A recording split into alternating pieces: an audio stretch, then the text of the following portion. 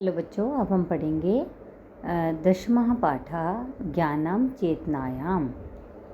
आचार्य कक्षा में प्रवेश करते हैं। कक्षायाम आचार्य प्रविशति।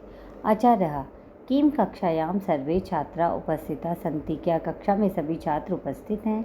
कक्षा नायिका आम श्रीमान सर्वे उपस्थिता सन्ति। कक्षा नायक ने कहा हाँ श्रीमान सभी उपस्थित हैं। आचार्य अद्य अहम ज्ञानम विषय पठायामि। आचार्य ने कहा आज मैं ज्ञान के विषय में पढ़ाता हूँ। कक्षा नायिका भो श्रीमन ज्ञानम किम भवति। कक्षा नायक ने कहा हे श्रीमान ज्ञान क्या होता है। आचार्य ज्ञानम अयम श्रेष्ठ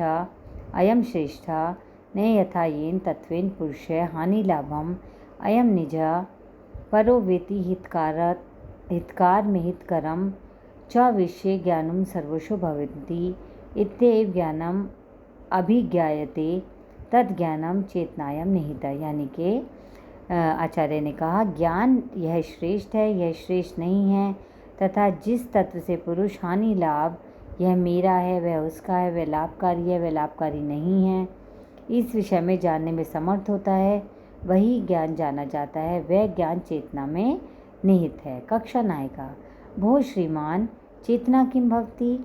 कक्षा नायक ने कहा हे श्रीमान चेतना क्या होती है। आचार्य भो बालका सकल ज्ञानस्य आधार चेतना एव भवति। हे बालको सारे ज्ञान का आधार चेतना ही होती है।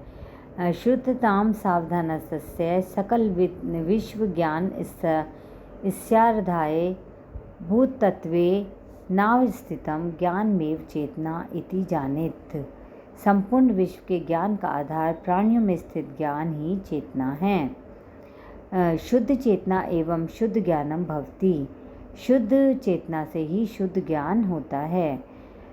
बिना ज्ञानम विकासम न भवितुमर्हति। बिना ज्ञान के विकास निश्चित नहीं है।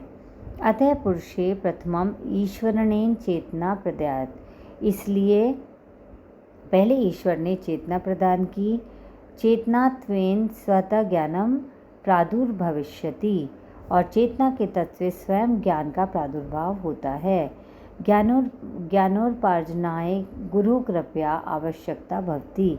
ज्ञान को अर्जित करने के लिए गुरु की कृपा की आवश्यकता होती है। कक्षा नायिका भो आचार्य महोदय गुरु का परिभाषा। कक्षा नायक ने कहा हे आचार्य गुरु की क्या परिभाषा है। आचार्य यह अंधकारात् प्रकाशम नयति सह गुरु भवति। जो अंधकार अर्थात अज्ञानता के प्रकाश अर्थात ज्ञान की ओर ले जाता है वह गुरु होता है। गुरु अस्माकं ज्ञान चक्षु उद्घाटे समर्थ्य। गुरु हमारे ज्ञान रूपी नेत्र खोलने में समर्थ है। अन्य को अपि समर्था न गुरु। दूसरा कोई भी समर्थ नहीं है। गुरु आज्ञा सर्वदा पालनीय। गुरु की आज्ञा हमेशा माननी चाहिए। कदापि आज्ञा उल्लंघनम न करिष्यति। हमें कभी उनकी आज्ञा का उल्लंघन नहीं करना चाहिए। अस्माकं त्रिदेवा एव सम्मान्यः सन्ति।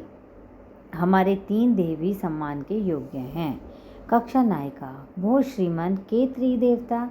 कक्षा नायक ने कहा हे श्रीमान 3 देव कौन हैं। आचार्य मातृदेव पितृदेव चार्य देशी त्रयो देवा अस्ति। माता पिता और आचार्य ये तीनों देव हैं।